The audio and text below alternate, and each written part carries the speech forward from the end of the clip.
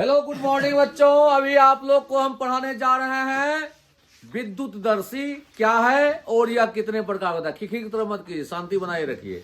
विद्युतदर्शी क्या है, क्वेश्चन लिखिए। विद्युतदर्शी क्या है और यह कितने प्रकार का होता है। ठीक है, विद्युतदर्शी क्या है और यह कितने प्रकार का होता है। थोड़ा सा चित्र सट गया है, परिवार नियोजन का ध्यान नहीं दिए यहाँ पर। ठीक है, लिख दीजिए विद्युतदर्शी क्या है और यह कितने प्रकार का होता है। विद्युतदर्शी क्या है और यह कितने प्रकार का होता है, लिख दिए। चित्र ये बना लीजिए, बना लिए हैं, बना लिए बढ़िया बात है, नहीं बना है तो बना लीजिए। ठीक है, स्क्रीनशॉट खींच लीजिए। ठीक है, तो चित्र पहले विद्युतदर्शी समझाएंगे, विद्युतदर्शी क्या होता है। ठीक है, विद्युतदर्शी देकर डैश दे दीजिए, उसको डील करते हैं। लिखो बाबू, डोंट वेस्ट टाइम। विद्युतदर्शी देकर डैश दो, विद्युतदर्शी देकर डैश दीजिए। लिखो वैसा उपकरण, वैसा उपकरण,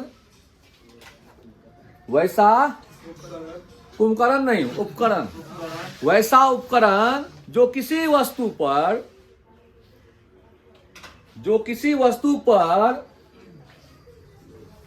जो किसी आवेश की ध्रुवता, आवेश की ध्रुवता समझते हो, चाहे तो वो धन आवेश हो या ऋण आवेश हो। आवेश की ध्रुवता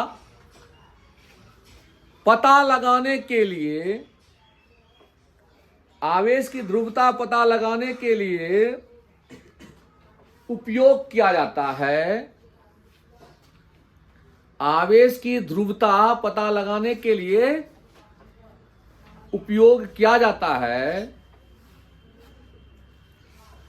विद्युतदर्शी कहलाता है।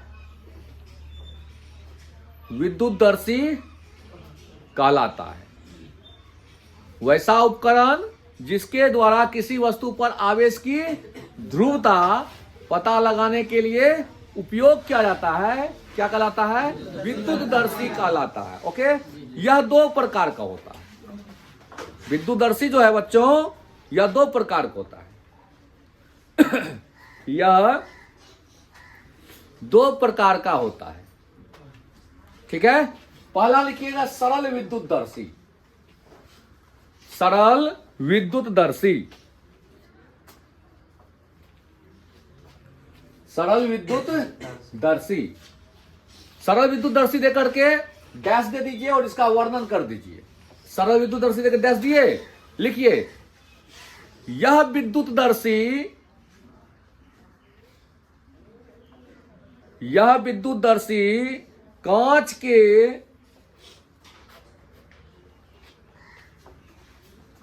कांच के एक जार में, ये कांच का जार होता है, जार समझते हो, व्यायाम जो आता था जिसमें अचार से रखा जाता था। कांच के एक जार में एक धात्विक क्षण, एक धात्विक क्षण जो चित्र में दर्शाया गया है,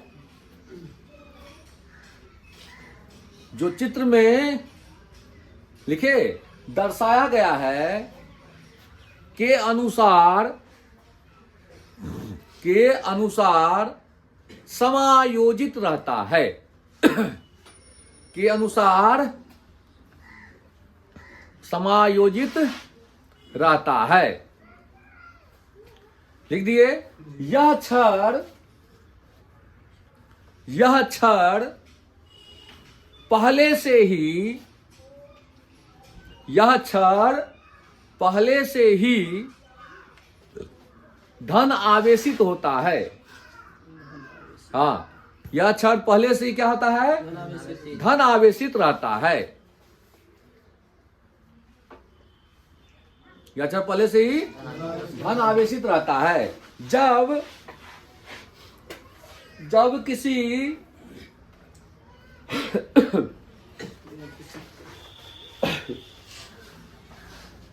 जब किसी आवेशित क्षण को, जब किसी आवेशित क्षण को इसके घुंडी के समीप, ये घुंडी है, ये जब किसी आवेशित छड़ को इसके घुंडी के समीप लाया जाता है, घुंडी के समीप लाया जाता है और घुंडी में लिखे, और घुंडी में स्पर्श कराया जाता है, स्पर्श कराया जाता है, तब अगर एल्युमिनियम की पट्टियां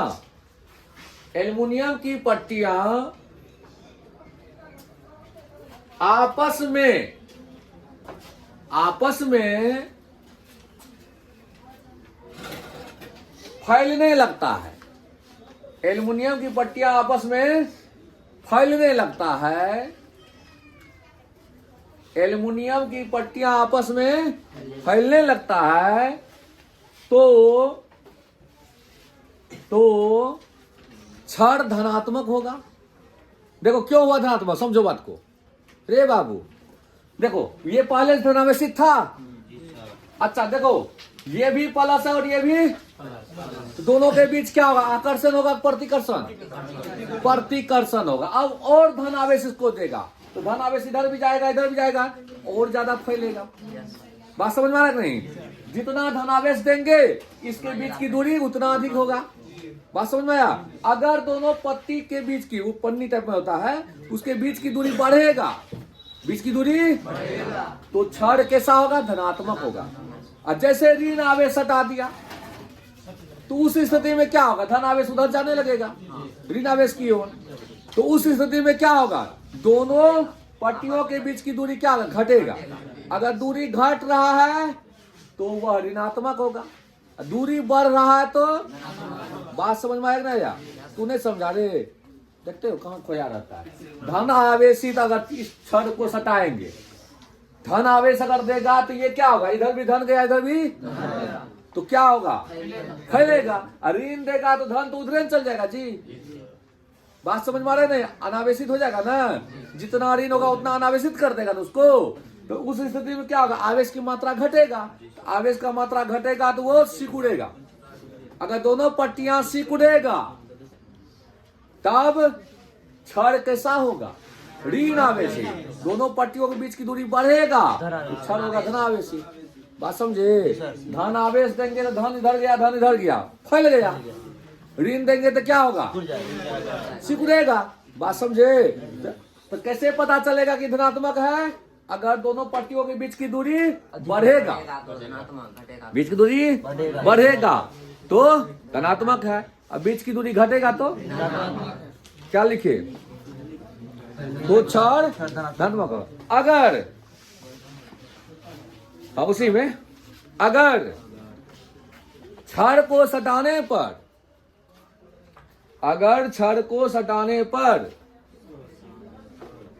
छड़ को सटाने पर एल्युमिनियम के पट्टियों के बीच की दूरी, एल्युमिनियम के पट्टियों के बीच की दूरी, एल्युमिनियम के पट्टियों के बीच की दूरी घटेगा, एल्युमिनियम के पट्टियों के बीच की दूरी घटेगा, लिखे, तब वह छड़ ऋणात्मक होगा। एल्युमिनियम के पट्टियों के बीच की दूरी घटेगा तब वह छड़ ऋणात्मक होगा। लिख दिए? ठीक है। दूसरा नंबर में लिखिएगा स्वर्ण पत्र विद्युतदर्शी, स्वर्ण पत्र विद्युतदर्शी, स्वर्ण पत्र विद्युतदर्शी, स्वर्ण पत्र विद्युतदर्शी। ठीक है। यह विद्युतदर्शी भी देखो ना, दे सोया हुआ है। यह विद्युतदर्शी भी सरल विद्युतदर्शी की तरह ही कार्य करता है।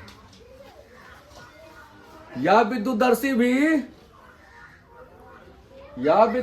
भी सरल विद्युतदर्शी की तरह ही कार्य करता है। यह विद्युतदर्शी भी सरल विद्युतदर्शी की तरह ही कार्य करता है। अंतर सिर्फ यह रहता है, अंतर सिर्फ यह रहता है, इस विद्युतदर्शी में अंतर सिर्फ यह रहता है, अंतर सिर्फ यह रहता है कि इस विद्युत दर्शी में सोना की पन्नी होती है। सोना की पन्नी होती है, हाँ पतला पन्नी रहता है, सोना की पन्नी होती है। जबकि सरल विद्युतदर्शी में, जबकि सरल विद्युतदर्शी में एल्युमिनियम की पट्टी होती है। जबकि सरल विद्युतदर्शी में एल्युमिनियम की पट्टी होती है।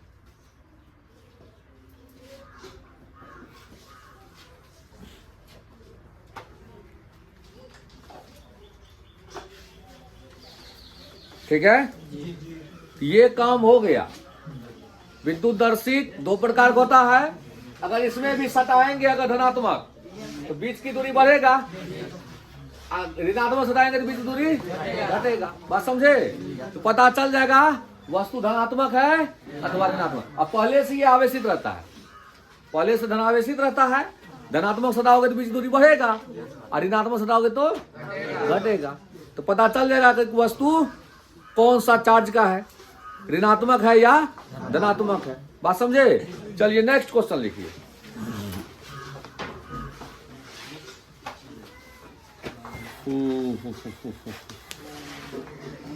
कुछ बात दिमाग में रखना आप लोग को। आपेक्षिक परावैद्युतांक का मान, समझे बात? लिख लीजिए, स्टार दे के लिखिए बालक। आपेक्षिक परावैद्युतांक का मान कुछ का लिखा रहे हैं। लिखिए, हवा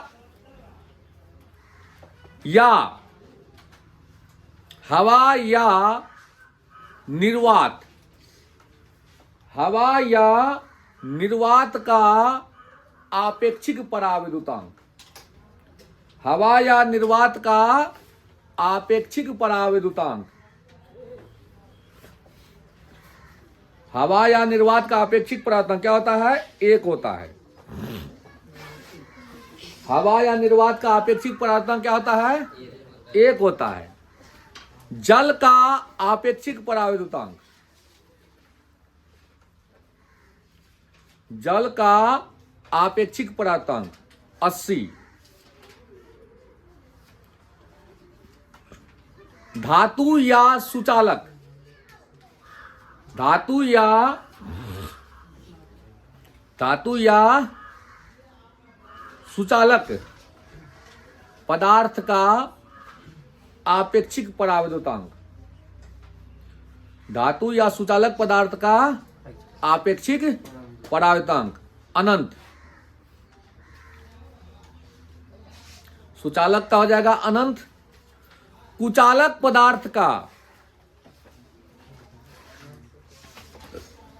कुचालक पदार्थ का आपेक्षिक परावैद्युतांक, कुचालक पदार्थ का आपेक्षिक परावैद्युतांक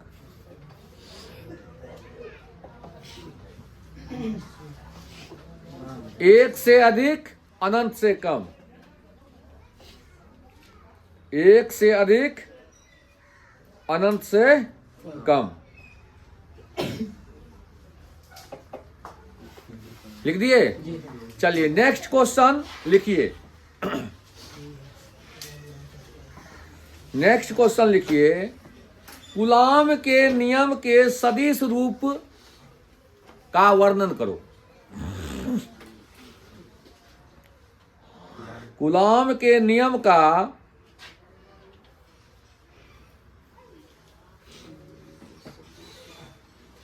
कूलाम के नियम का सदिश रूप का वर्णन करो। कूलॉम के नियम का सदिश रूप का वर्णन करो। ठीक है, एक चित्र बना देते हैं और समझा देते हैं कि कूलॉम के नियम का सदिश रूप हमें क्या बताता है। कूलॉम के नियम का सदिश रूप हमें क्या बताता है, ये अभी आप लोग को बताते हैं। ठीक है, पहले दो बिंदु आवेश ले लीजिए, Q1, ये रहा Q2, और इसके बीच की दूरी R ले लें। रुको नहीं यार, स्थिति सदिश इसका लेना पड़ेगा। बिंदु O है, ध्यान से समझो, स्थिति सदिश लेना पड़ेगा। क्या लेना पड़ेगा? क्योंकि सदिश रूप में बताना है ना, R लेते तो स्केलर में हो जाता। Q1 का पोजीशन वेक्टर मूल बिंदु से, ये है तुमको R1, कितना है? वेक्टर R1 बोलो। और Q2 का वेक्टर R2। ठीक है, Q1 के कारण भाई जी, Q1 के कारण Q2 पर जो बल लगेगा वो इधर लगेगा, और इस बल का नाम दे दिए F। किस पर लग रहा है? 2 पर। किसके कारण लग रहा है? 1 के कारण, F2। ध्यान से समझना। ठीक है, समझ में नहीं आया बात? आया। देखो, Q1 बिंदु आवेश लिए, Q2 बिंदु आवेश लिए, ये लिए मूल बिंदु। क्या लिए?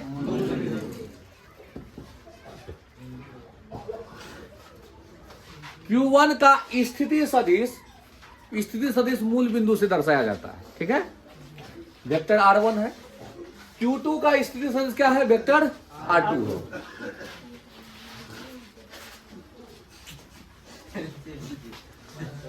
इसके कारण इस पर लगने वाला बल 1 के कारण 2 पर लगने वाला बल है वेक्टर F21। Vector F21। फिर देखो, 2 के कारण 1 पर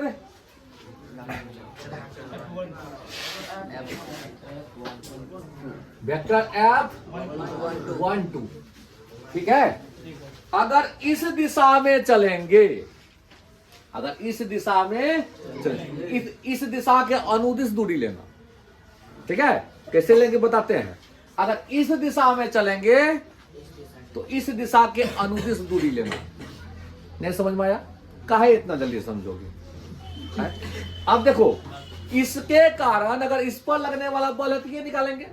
अब बल का फॉर्मूला 1/4 पाई Q1 Q2 बटे में।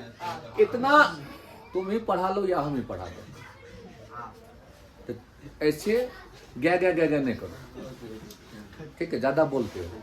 यहां से यहां तक की दूरी जो होगा, समझिए, छोड़िए ना, सब बच्चा नालायक जन्म लिया ना। ठीक है, गलती कर दी, सबको नून चटाक मार देना। यहां से यहां तक की दूरी वही होगी जो कि यहां से यहां तक दूरी होगी, नहीं होगी? अरे यहां से यहां की दूरी वही होगी जो यहां से, सिर्फ अंतर क्या होगा? दिशा का। नहीं समझ में आया? यहां से यहां गया, इसका दिशा अलग है। यहां से यहां आया, दिशा अलग है। अंतर क्या है? दिशा का, लेकिन परिमाण तो समान होगा। बात समझ में आ रहा है? यहां से यहां तक की लंबाई वही होगी जो यहां से यहां तक लंबाई होगी, लेकिन डायरेक्शन का अंतर है। अगर हमको ये बल निकालना है तो दूरी कौन लेंगे वो बताते हैं, समझिएगा ध्यान से। त्रिभुज का सदिश नियम क्या कहता है वो जानो। त्रिभुज का सदिश नियम कहता है किसी त्रिभुज के दो भुजा जो समान दिशा में है, मथा में रखना, किसी त्रिभुज की दो भुजा जो समान दिशा में है, उसका जोड़ विपरीत दिशा के बराबर, सदिश के बराबर होगा। पीछे बैठो, चल सबसे पीछे बैठो।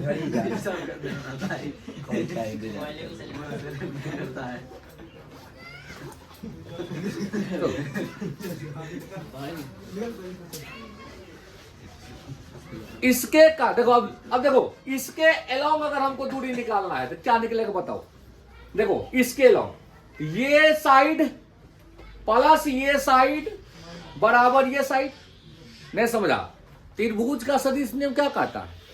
किसी त्रिभुज के दो भुजा जो समान दिशा में है उसका जोड़, अरे समझाते हैं तो कुछ क्या करता है? किसी त्रिभुज के दो भुजा जो समान दिशा में है उसका जोड़ अपोजिट दिशा के, मथा में नहीं आ रहा है बात कि आ रहा है कि नहीं आ रहा है? किसी त्रिभुज की दो भुजा जो समान दिशा में है उसका जोड़ अपोजिट दिशा के, यानी दिस प्लस दिस बराबर डेट। समझ में नहीं आया? अरे इतना जोड़ इतना बराबर इतना, जो त्रिभुज का सदिश नियम कहता है तो तब इतना बराबर कितना, इतना घटा इतना। नहीं समझा? अरे इतना अब प्लस में ये बराबर ये होगा, ये बराबर क्या होगा? इतना घटा इतना नहीं होगा। समझ में आया कि नहीं? अरे यानी ये होगा R2 घटा R1 इसके लोग, इसके लोग क्या होगा? R2 घटा, इधर जब जाएंगे तो उल्टा R1 घटा R2। क्या हुआ? कोई कष्ट है? मुंह कटने न दीजिए, क्वेश्चन में न कट रहा है।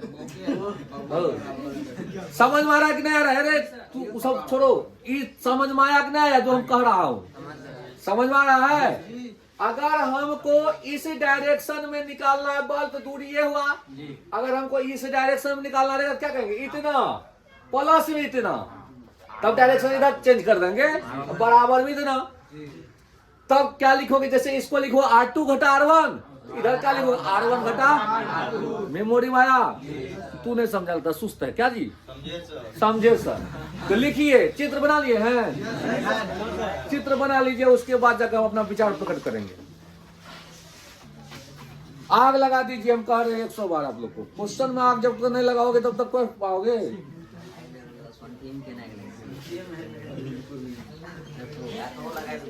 बोले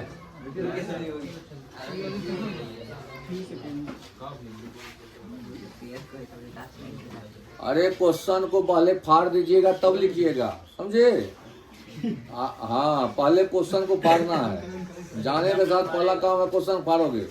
आइगेंस वाला सब देख लिए हो ना, लेंस में का फॉर्मूला सब। हाँ, बढ़िया से भी करेंगे एग्जाम को, आशीर्वाद देते हैं। सदा सुखी रहो। क्वेश्चन फाड़ना हम लोग का जनों से अधिकार है। जो बच्चा क्वेश्चन नहीं फाड़ पाता वही दिक्कत हो जाता है। क्वेश्चन फाड़ के निकल जाइए, खेला खत्म है। उसके बाद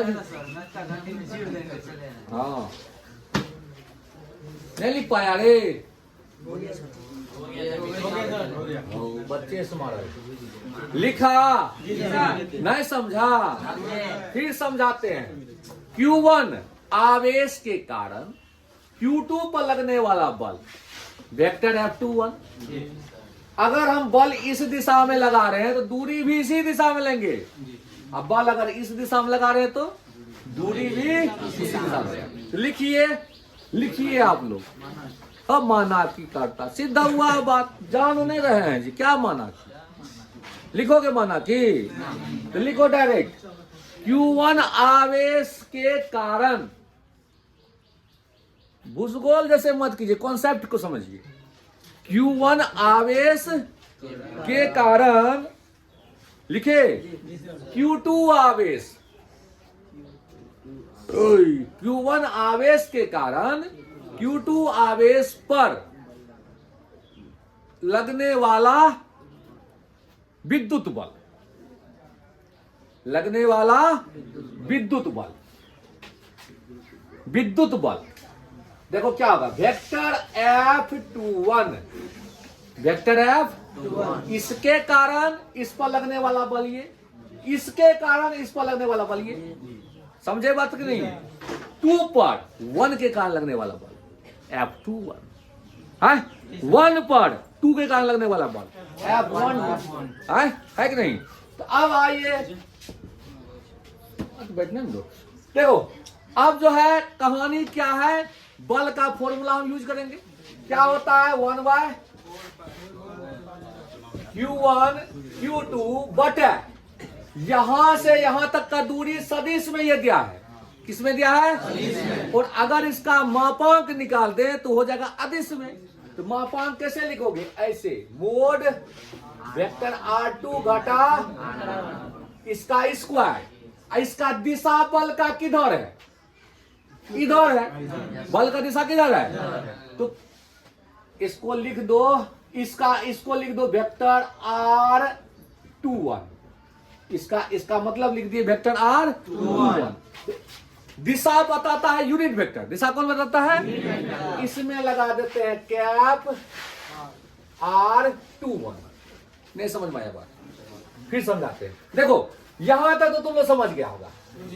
1/4 Q1 Q2 बटा R², दूरी जितना उतना किस पर, ये तो समझ में सबको आया होगा 110%। अब लेकिन हमको लिखना है किस रूप में? सदिश रूप में। सदिश में चाहिए दिशा। सदिश में क्या चाहिए? दिशा। अगर दिशा नहीं देंगे तब तो ये अदिश हो गया जी। तो दिशा देने के लिए किस दिशा में बल लग रहा है? तो 2 के दिशा में लग रहा है। किसके कारण लग रहा है? तो 1 के कारण लग रहा है, इसीलिए दे दिए। ये बात समझ में आया? इसी प्रकार अब ये करेंगे, Q1 के कारण Q2 पर लगने वाला बल हो गया। अब लिखो, अब इन्हें लिखे है, देखिए कहां पर आप लोग खोए हुए हैं जी, लिखिए ना।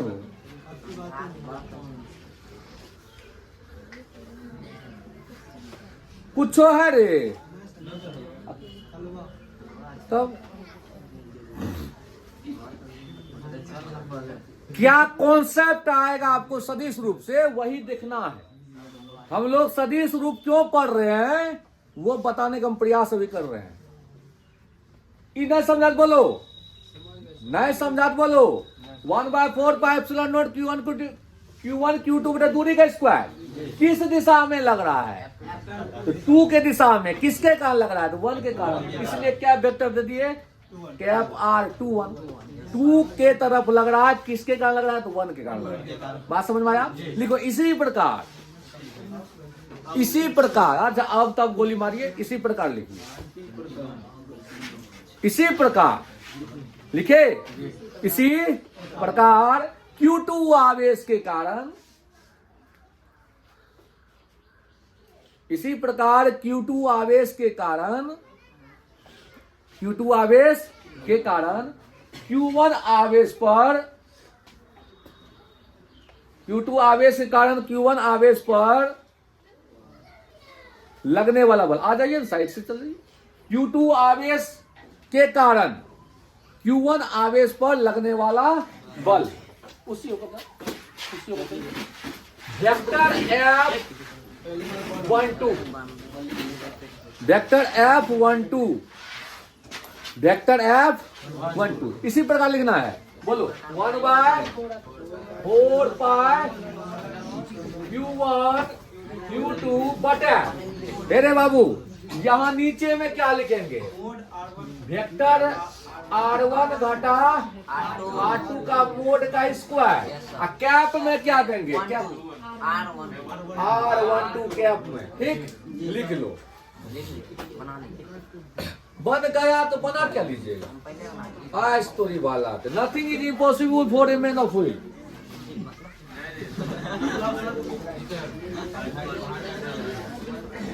चलिए देखिए, ये समझिए, समझिए R2 घटा R1 का मोड वही होगा जो कि ये होगा। अरे पूरब से पश्चिम 2 किलोमीटर जाओ, अब पश्चिम से पूरब 2 किलोमीटर जाओ, दूरी का मान तो समान होगा। ये मोड में है ना जी, मोड में है तो इसका मतलब है इसको डायरेक्शन से कोई मतलब नहीं। ये और ये दोनों आपस में समान होगा। देखो कहां समान नहीं होगा वो बताते हैं।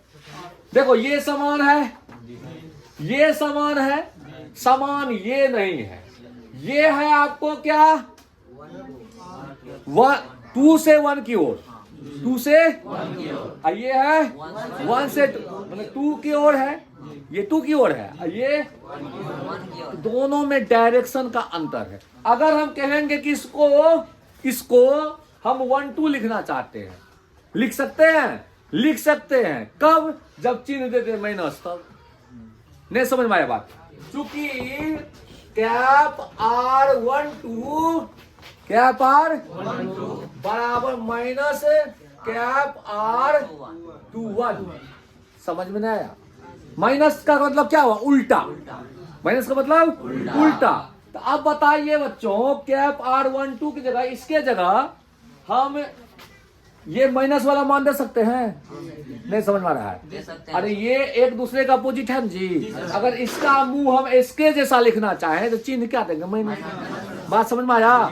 तो इसलिए वेक्टर F12 बराबर वेक्टर F 1/4 पाई Q1 Q2 बटे वेक्टर R1 घटा वेक्टर R2 के मोड का स्क्वायर। कैप R12 की जगह क्या लिखेंगे? Minus cap R21। समझे? अब समझिएगा, जो ओरिजिनल समझना है, ओरिजिनल जो समझना वो समझिएगा। देखिए, हम इस पूरे सिस्टम को हटा के लिखना चाहते हैं वेक्टर F21। क्या लिख सकते हैं? नहीं समझा? 1/4 नोट 1/4 नोट Q1 Q2 ये मोड में जो रहता है वही सेम ये भी है कि नहीं?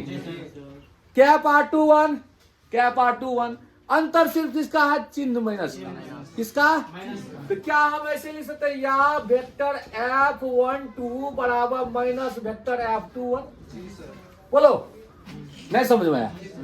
नहीं समझे? अरे वेक्टर F21 देख रहे हो, सिर्फ अंतर किसका? माइनस का। कम माइनस दिए।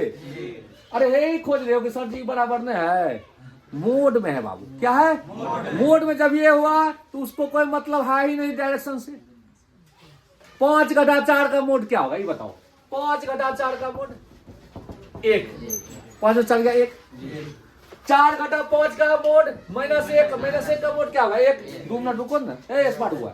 चलिए 2 मिनट रुकिए ना। अरे 2 मिनट काहे खराब करना चाहते हो?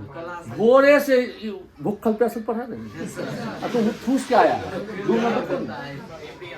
सुनो 2 मिनट रुको ना, तब हर बारी कर तू घुसेगा फिर सब घुसेगा। 2 मिनट रुकिए।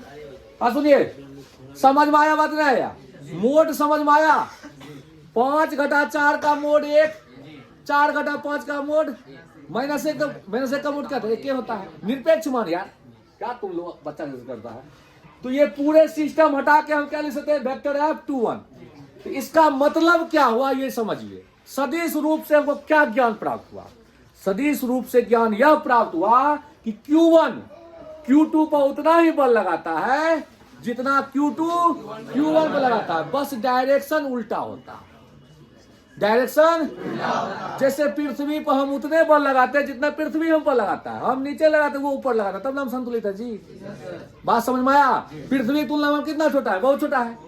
लेकिन जितना बड़ा पृथ्वी है उतना छोटा, बहुत छोटा हम है उसके तुलना में।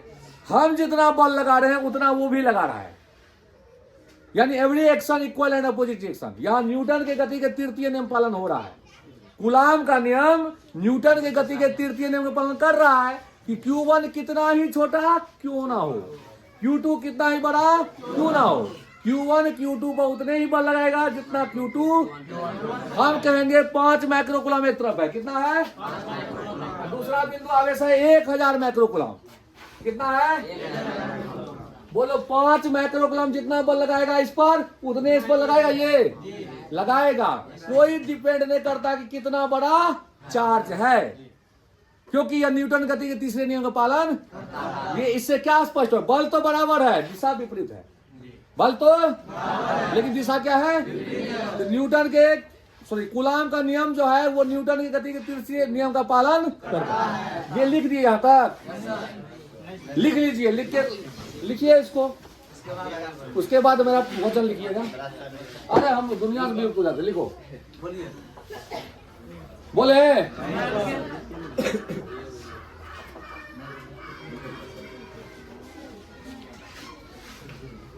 IAS YAS बनो, देश संभालो।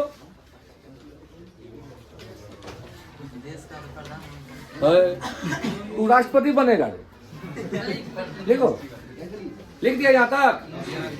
बोले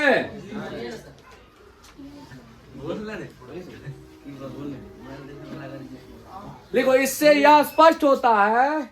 अच्छा लिख लो, लिख लो।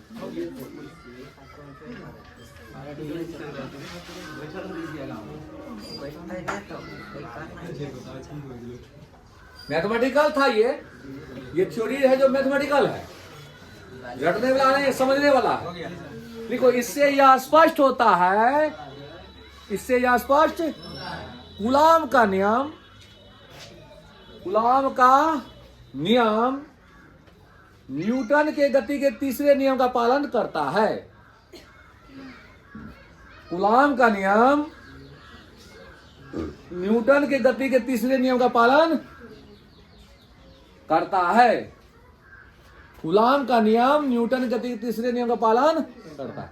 एक तो बात हमारा ध्यान में रखना तुम लोग, हम कहेंगे एक बिंदु है 8 माइक्रो कूलाम, दूसरा है 10 माइक्रो कूलाम, इसके बीच दूरी कुछ है, समझना ध्यान से।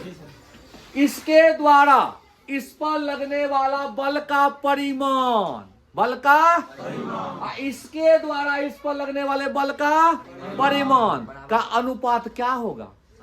अनुपात क्या होगा बेटा? अनुपात इसके कारण इस पर लगने वाले बल का परिमाण, सुनो, इसके कारण इस पर लगने वाले बल का परिमाण, इसके कारण लगने वाले बल का परिमाण का अनुपात क्या होगा? कोई बोलो, क्या होगा इसका अनुपात? अरे इसके कारण लगने वाले बल का सुन, इसके कारण लगने वाले बल का परिमाण मान लो F है, इसके कारण लगने वाले बल का परिमाण F है, दोनों का अनुपात क्या होगा? 1:1। समान है मतलब क्या है? हे प्रभु, समान है मतलब बल का अनुपात 1:1 होगा। ये जितना बल इस पर लगाया, ये भी उतने बल लगाया। हाँ, अब यहीं पर ये बात पूछ देंगे, बल का परिमाण पूछे हैं, इसके कारण इस पर लगने वाला बल, इसके कारण इस पर लगने वाले बल का अनुपात क्या होगा? तब हो जाएगा -1:1। परिमाण पूछेंगे तब मोड लगा करके लिखेंगे, परिमाण पूछेंगे तो, सिर्फ बल का मान पूछेंगे तो उस स्थिति में चिन्ह तो डायरेक्शन का बात आ जाएगा जी, ऐसे सदिश लगा दिए सब पहुंच जाएगा। अब देखो क्या होगा, तो माइनस लग जाएगा, बात समझे? अगर वेक्टर में लगा देगा तो तब चिन्ह माइनस लगाना, अब वेक्टर नहीं देगा तो बस 1:1, बात समझे? तो अब आपको कोई पूछेगा कि कूलाम के नियम के सदिश रूप से क्या ज्ञान प्राप्त हुआ, तो तुम कहोगे कूलाम के नियम के जो सदिश नियम हम पढ़े उससे यह ज्ञान प्राप्त हुआ कि कोई चार्ज कितना ही बड़ा क्यों ना हो और कोई चार्ज कितना ही छोटा, दोनों एक दूसरे पर समान बल लगाता लेकिन दिशा एक दूसरे का विपरीत होता है। ठीक है, आज के लिए बस इतना ही, रगड़ के पढ़िए फिजिक्स को। जय हिंद, जय भारत।